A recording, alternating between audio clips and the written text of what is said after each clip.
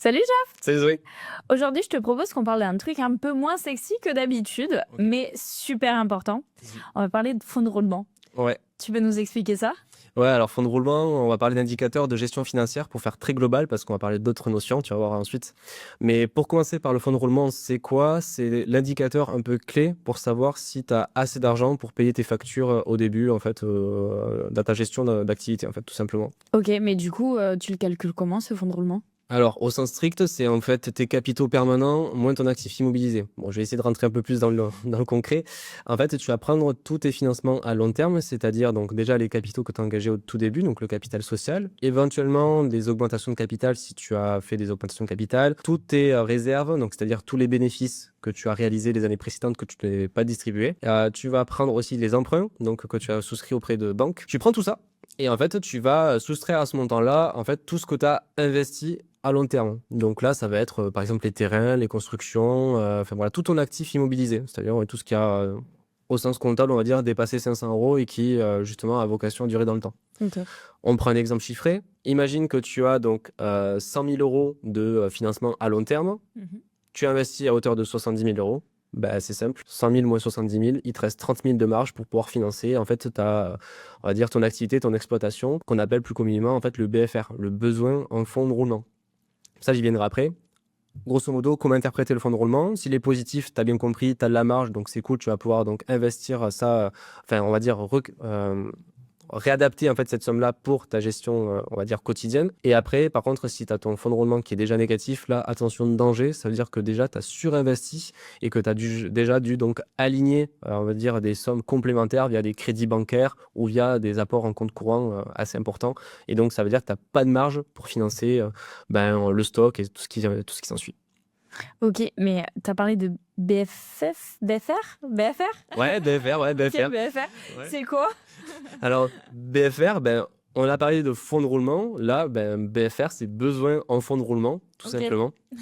Donc là, on va descendre, pour ceux qui connaissent vraiment la lecture comptable, on va descendre un petit peu dans le bilan. Et là, on va comparer en fait deux choses. Déjà, le BFR, c'est quoi? Déjà, c'est une notion de temps. Donc ça veut dire, c'est le décalage dans le temps entre ce que toi tu investis et le moment où tu encaisses. Pour rentrer un peu plus dans le détail, on va parler en jours. Imagine, tu commences ton activité dès demain et pour cela, imagine que tu achètes et tu revends des tables, par exemple. Ouais. OK? Pour vendre des tables, il va falloir déjà que tu te constitues un stock. Tu achètes donc des tables auprès d'un fournisseur. Donc, tu achètes et il te dit que tu as 30 jours pour payer. Ok. Imagine que, une fois que tu as reçu tes tables, tu mets environ à peu près 20 jours, imaginons, pour les vendre, en moyenne. Mhm. Une fois que tu as vendu ta table, tu vas avoir ton client, il va te demander peut-être un certain délai client à payer. Donc, imagine que celui-ci, il est de 15 jours. Ouais. Donc, si tu fais ça au niveau d'une frise, tu vas avoir donc du coup 30 jours en fait de délai fournisseur. Au bout de 30 jours, il va falloir que tu décaisses, il va falloir que tu payes. Ok. Si tu stockes ta table pendant 20 jours et qu'ensuite ton client te paye au bout de 15 jours, 15 plus 20, ça fait 35 jours.